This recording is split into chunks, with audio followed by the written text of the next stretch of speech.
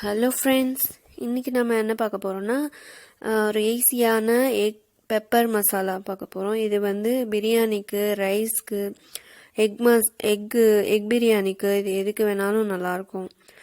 ஒரு கடாயில் வந்து 2 ஸ்பூன் ஆயில் விட்டு கடுகு கடலைப்பருப்பு போட்டு தாளிச்சிக்கோங்க. கருவேப்பிலை சேர்த்துக்கோங்க.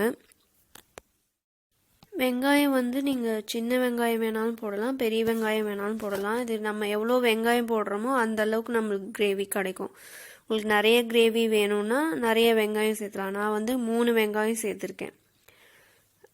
நல்லா பொடியாக கட் பண்ணிவிட்டு நம்ம வெங்காயம் சேர்த்துலாம். இதுக்கு வந்து இஞ்சி பூண்டு பேஸ்ட் எதுவுமே நம்ம போட போகிறதில்ல. வெங்காயம் மட்டும் சேர்த்துட்டு நம்ம நல்லா வேகிற அளவுக்கு கிளறிட்டு ஒரு ஸ்பூன் உப்பு போட்டுக்கோங்க.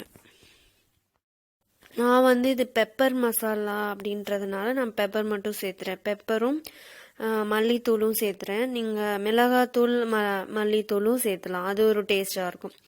நான் வந்து இப்போது பெப்பர் மட்டும் சேர்த்துறேன். 2 ஸ்பூன் வந்து பெப்பர் சேர்த்துக்கோங்க. 2 ஸ்பூன் மல்லித்தூள் சேர்த்துட்டு நம்ம கலரிக்கலாம். இதுக்கு இஞ்சி பூண்டு பேஸ்ட் எதுவுமே தேவையில்லை, நம்ம இது மட்டுமே போதும்.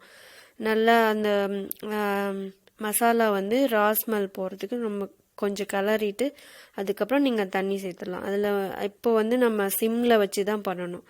அதுக்கப்புறம் நீங்கள் தண்ணி சேர்த்துறதுக்கப்புறமா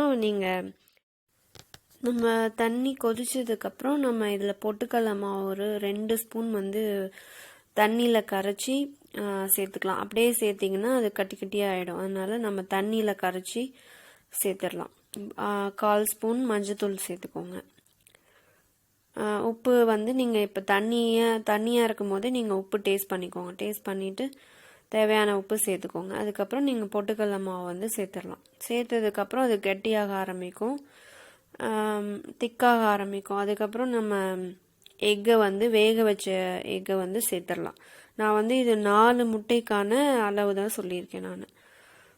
நீங்கள் அதிகமாக செய்கிறீங்கன்னா அதுக்கு தகுந்த மாதிரி நீங்கள் அதிகமாக்கிக்கோங்க. எல்லாமே அதிகமாகும்.